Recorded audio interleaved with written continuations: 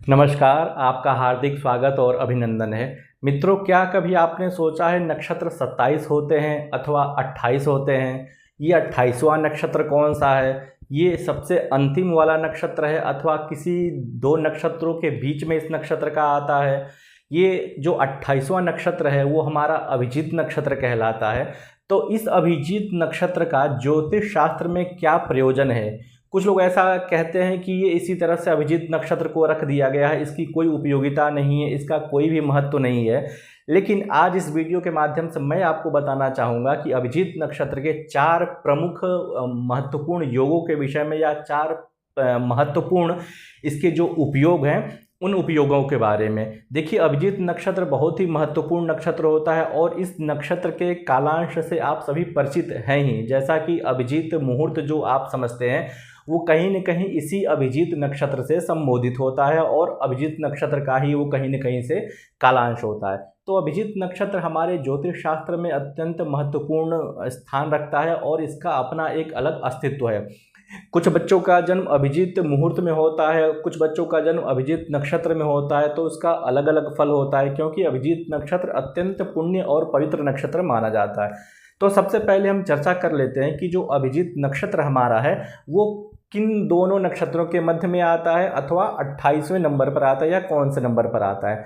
तो जो 27 नक्षत्र हमारे हैं ना, अश्विनी, भरणी, कृतिका, रोहिणी इत्यादि, इन सब में जब हम उत्तराषाढ़ा नक्षत्र पर आएंगे और श्रवण नक्षत्र के बीच का जब हम मिलाएंगे तो वो होता है अभिजीत नक्षत्र का मान। तो अभिजीत नक्षत्र का मान कितने घटी का होता है? वैसे सभी नक्षत्रों को हम देखें तो लगभग 60 घटी का एक नक्षत्र होता है मध्यम मान से। तो ठीक उसी प्रकार से अभिजीत नक्षत्र का जो मान है वो 19 घटी उसको फिक्स कर दिया गया है। 60 घटी के मध्यम मान से 19 घटी वो अभिजीत नक्षत्र का मान होता है। तो अभिजीत नक्षत्र उत्तराषाढ़ा नक्षत्र के अंतिम के 15 घटी और श्रवण नक्षत्र के आदि की 4 घटी, ये दोनों मिलाकर के होते हैं 19 घटी और इसी 19 घटी के मान को हम कहते हैं अभिजीत नक्षत्र।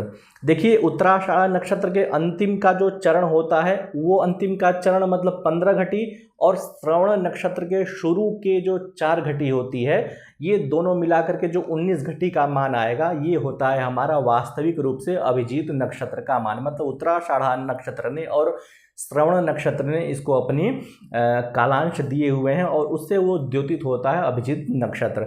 तो अभिजीत नक्षत्र कुल मिलाकर के 19 घटी का होता है। तो अब इसका सबसे पहला जो महत्वपूर्ण इसका उपयोग है उस उपयोग के बारे में बात कर लेते हैं।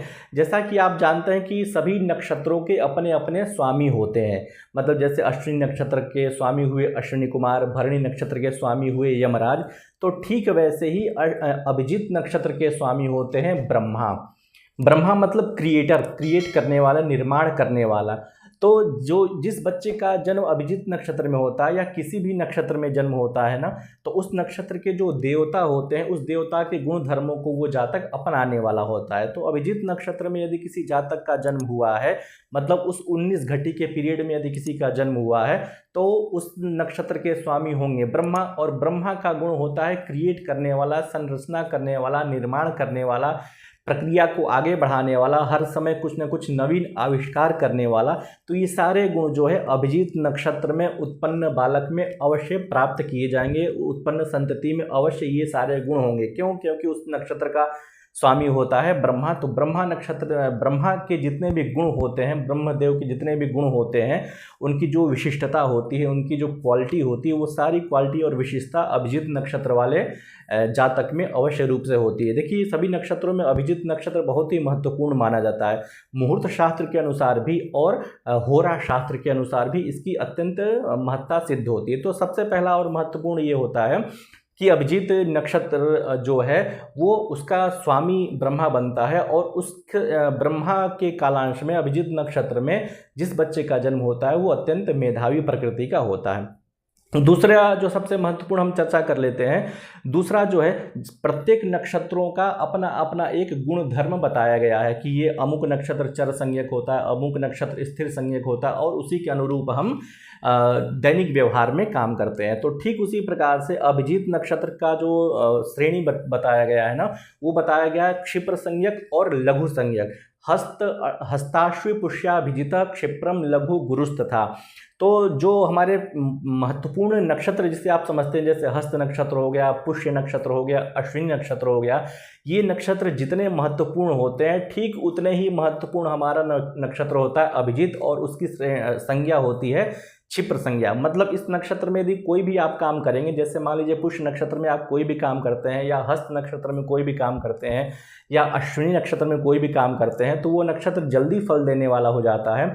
तो ठीक वैसे ही अभिजित नक्षत्र में भी किया गया समस्त शुभ कर्म तुरंत फल प्रदान करने वाला होता है। तो दूसरी सबसे बड़ी विशेषता ये होती है अभिजित नक्षत्र की, कि इस नक्षत्र में कोई सा भी आप शुभ काम कर लेते हैं ना, तो वो काम आपका अत्यंत सरलता से, सहजता से और बहुत ही कम समय में सिद्ध हो जाता है। तो जो 4 नक्षत्र बताए गए हैं, हस्त नक्षत्र, अश्विनी नक्षत्र, पुष्य नक्षत्र, इनमें से एक चौथा नक्षत्र होता है हमारा अभिजित नक्षत्र। तो देखिए 3 नक्षत्रों की जितनी विशिष्टता होती है वही विशेषता अभिजित नक्षत्र को भी दी गई है ज्योतिष शास्त्र के अनुसार। कुछ लोग कहते हैं कि अभिजित नक्षत्र का कोई महत्व ही नहीं होता है, इसका कोई उपयोग ही नहीं, ऐसे ही ज्योतिष शास्त्र में इसको रख दिया गया है, तो ऐसी बात बिल्कुल भी नहीं है। अब तीसरा जो इसका महत्वपूर्ण विभाग होता है वो मुख्य रूप से वो होता है कि अभिजित नक्षत्र से भी कुछ दशाओं का निर्धारण किया जाता है। जैसे आप प्रायः विंशोत्तरी दशा का आप प्रयोग करते हैं, सूर्य, चंद्रमा इत्यादि के सभी ग्रहों के दशावर्ष निर्धारित किए गए हैं, तो ठीक वैसे ही अभिजित नक्षत्र से संबंधित भी कुछ दशाएं होती हैं। उस दशा को हम कहते हैं अष्टोत्तरी महादशा।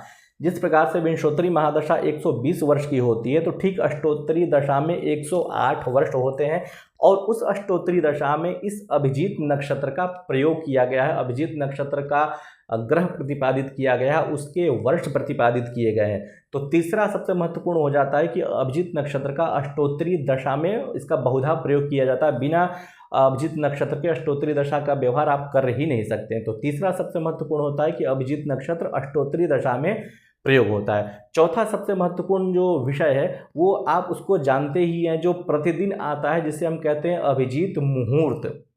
देखिए प्रत्येक जो नक्षत्र होते हैं ना, वो प्रत्येक नक्षत्र प्रत्येक दिन में उनकी एक बार आवृत्ति होती है, जिसे हम कहते हैं नक्षत्र कालांश। जैसे दिन का जो पहला कालांश बनेगा, जिसे हम प्रथम मुहूर्त से द्योतित करते हैं। जैसे दिन में 15 मुहूर्त होते हैं और रात्रि में 15 मुहूर्त होते हैं, तो दिन का जो हमारा प्रथम मुहूर्त होगा, जो लगभग एक मुहूर्त की यदि हम चर्चा करें तो लगभग 48 मिनट का एक मुहूर्त होता है, 24 मिनट की एक घटी होती है, तो 2 घटी का एक मुहूर्त होता है।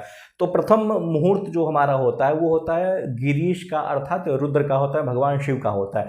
तो ठीक वैसे ही जो हमारा 8वां मुहूर्त होता है, दिन का जो 8वां मुहूर्त होता है, वो मुहूर्त होता है हमारा अभिजित मुहूर्त। और इस अभिजित मुहूर्त में कोई सा भी हम शुभ काम करते हैं, कोई सा भी अच्छा काम करते हैं, तो वो कार्य हमारा सिद्ध हो जाता है। और अभिजित नक्षत्र के स्वामी तो ब्रह्मा होते ही हैं, तो इसलिए इस नक्षत्र को अत्यंत महत्वपूर्ण माना गया है। देखिए अभिजित नक्षत्र का नक्षत्र श्रृंखला में उतना प्रयोग नहीं होने के कारण ही उसको इस नक्षत्र श्रृंखला में, नक्षत्र कालांश में इसको अत्यंत वरीयता दे दी गई है। कोई भी व्यक्ति है किसी भी नक्षत्र कालांश को या किसी भी मुहूर्त को नहीं जानता हो ना, तो वो अभिजित मुहूर्त को जरूर जानेगा, तो वहाँ से उसकी पूर्ति यहाँ पर हो गई है। तो अभिजित मुहूर्त जो होता है वो लगभग 48 मिनट का होता है, लगभग 11:30 बजे के बाद से चालू हो जाता है। और देखिए भगवान श्री राम का जन्म भी इसी अभिजित मुहूर्त में हुआ था। उन्होंने इस नक्षत्र की महत्ता को सिद्ध करने के लिए स्वयं इस नक्षत्र को चुना, स्वयं इस नक्षत्र कालांश को चुना। तो अभिजित नक्षत्र के कालांश में, मतलब मध्याह्न काल में भगवान श्री राम का जन्म हुआ था 9वीं तिथि को। इस अभिजित कालांश का, अभिजित मुहूर्त का एक बड़ी विशेषता होती है कि इस समय सूर्य प्रायः हमारे ठीक मध्य में होते हैं, ठीक ऊपर होते हैं। तो इस समय कोई भी काम किया जाता है तो वो सूर्य के साक्षी भाव में किया जाता है और वो काम अत्यंत सफल हो जाता है। तो ये 4 महत्वपूर्ण विशिष्टताएं जो होती हैं अभिजित नक्षत्र से संबंधित होती हैं। आपको ये वीडियो कैसा लगा आप कमेंट बॉक्स में जरूर बताइएगा। नमस्कार।